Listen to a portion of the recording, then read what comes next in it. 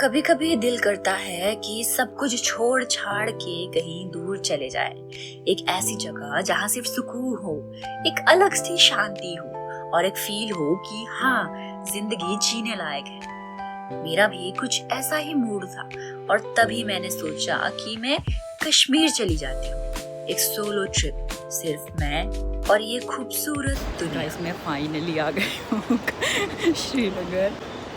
मुझे नहीं पता यहाँ से जाना कहाँ। अभी मैं प्रीपेड टैक्सी करूँगी, देखते हैं कितना क्या लेता है फेयर। मेरी फ्लाइट श्रीनगर लैंड हुई और जैसे ही प्लेन का दरवाजा खुला, एक ठंडी हवा का झोंका आया, इतनी फ्रेश हवा जो सीधे दिल तक पहुंच गई। लैंड होते ही और बाहर निकलते ही सबसे पहले चीज जो दिमाग में आई वो थी पोस्टपेड सिम, क्योंकि यहाँ प्रीपेड सिम का कोई काम नहीं था। सिम चेंज करने के बाद मैं निकल पड़ी अपनी ड्रीम ट्रिप पर। एयरपोर्ट से मैंने ली शेयरिंग टैक्सी और चली डल लेक की ओर। वहाँ जाकर मुझे रहने के लिए जगह भी ढूंढना था। 2-3 जगह देखने के बाद मुझे एक जगह मिला जो कि मेरे रहने के लिए एकदम परफेक्ट था, द तितालिश रेसिडेंसी। श्रीनगर एयरपोर्ट से अगर आप प्राइवेट टैक्सी करोगे तो आपको 1200 लगेगा, 1250। बट हमने किसी से बात की तो हम दोनों ने शेयरिंग की एंड हम लोग आए 900 में। बहुत लूट मचा रखी है इन्होंने यहाँ पे। एंड उन्होंने हमें छोड़ा यहाँ डल लेक के किनारे and we are searching for rooms here. और फाइनली एक रूम हमें मिला है रेंट पे। मैंने बोला है 600 पर नाइट, बट वो बोल रहे 800। आई एम ट्राइंग कि वो 600 में मान जाए, बिकॉज आई एम प्लानिंग कि मैं यहाँ पर 2 दिन के लिए रुकूँ। आज का दिन I will explore the local. Dal Lake के पास ही है तो डल लेक तो यूँ हो जाएगा, उसके बाद आसपास की जगह देखती हूँ। And for tomorrow I am planning कि I will go to Pahalgam. देखो गाइस मुझे कौन मिले। तो गाइस हम मिल रहे हैं इनसे बड़े दिनों बाद और इतना अनएक्सपेक्टेडली। और अभी हम जा रहे हैं शंकराचार्य टेम्पल, है ना? हाँ, मैंने चेक इन किया, फ्रेशन अप हुई और फिर चली लोकल कश्मीरी फूड ट्राई करने। एक सुंदर कैफे में रोगन जोश और कश्मीरी नान का मजा लिया। लंच के बाद मैं चली शंकराचार्य टेम्पल। ये मंदिर श्रीनगर के एक सबसे पुराने और पवित्र मंदिरों में से एक है, जो शंकराचार्य हिल पर बना हुआ है। ऊपर तक पहुंचने के लिए थोड़ी सी ट्रैकिंग भी करनी पड़ती है, पर जो नज़ारे हैं वहाँ के वो एकदम ड्रीमी होते हैं। ये मंदिर आदि शंकराचार्य जी से जुड़ा हुआ है, जिन्होंने यहाँ तपस्या की थी।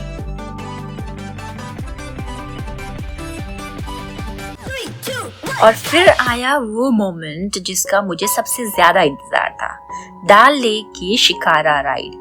एक सुंदर सी शिकारा पर बैठी, हाथों में गरम खावा लिया, एक हल्का सा ठंडा मौसम और पानी में सूरज के डूबने का रिफ्लेक्शन। अकेले ट्रैवल करने का एक अलग ही मजा है। तुम खुद से जुड़ते हो, हर चीज को गहरे तरीके से महसूस करते हो और लोगों की भावनाओं को समझते हो।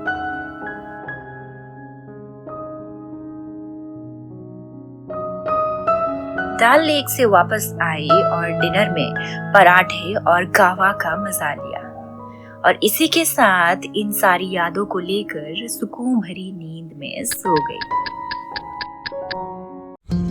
सुबह उठते ही सबसे पहले चाय की चुस्की ली और अब रेडी थी पहलगाम की तरफ निकलने के लिए। पहलगाम सिर्फ एक टूरिस्ट स्पॉट नहीं है, बल्कि एक ऐसी जगह है जो एकदम पोस्ट कार्ड वाली लगती है। ये जगह लिडर रिवर के पास बसाई गई है और यहाँ की वैलीज, ग्रीन मेडोज और स्नो कैप्ड माउंटेन्स एकदम ड्रीमी फील देते हैं। ये जगह सिर्फ खूबसूरती के लिए नहीं, बल्कि अमरनाथ यात्रा का बेस कैंप भी है। रास्ते में सेब के बाग में रुक गए। इतनी ग्रीनरी, इतनी शांति और एकदम ऑर्गेनिक फ्रेश एप्पल। अभी आए एप्पल गार्डन में हम, बट यहाँ पर एप्पल्स बस स्टार्ट ही हो रहे ग्रो होना। एक सिप लिया और लगा कि बस यहीं बैठ जाऊं और इसी सिप को एंजॉय करूं। बचपन की कुछ यादों को तरोताजा किया और फिर चली तनूर केसर शॉप की। यहाँ की कश्मीरी सैफरन, बादाम, अखरोट और ड्राई फ्रूट्स दुनिया भर में भी इसकी जो पहचान होती है ना केसर की, इसका 1-2 दाना मुंह के अंदर ले लो, इसको आगे वाले दांत से चबाओ। अगर आप केसर को किसी चीज में डालते हैं ना, जैसे दूध में डालते हैं, पानी, पुलाव, बिरयानी, खीर, किसी भी चीज में, ये डिजोल्व नहीं होना चाहिए, गुल्ला नहीं चाहिए, अलग छोड़ेगा पता वैसा का वैसा होता है। यहाँ के बादाम अखरोट में तेल होता है, कहने का मतलब है कि नेचुरली होता है। और फिर रेडी हो गई ट्रिप के मोस्ट एक्साइटिंग पार्ट के लिए, बाइसरन वैली की हॉर्स राइड। बाइसरन वैली को मिनी स्विट्जरलैंड भी कहते हैं, और जब वहां पहुंची तो समझ आया क्यों। एक सुंदर घोड़ा, पहाड़ी रास्ते और हर तरफ स्नो।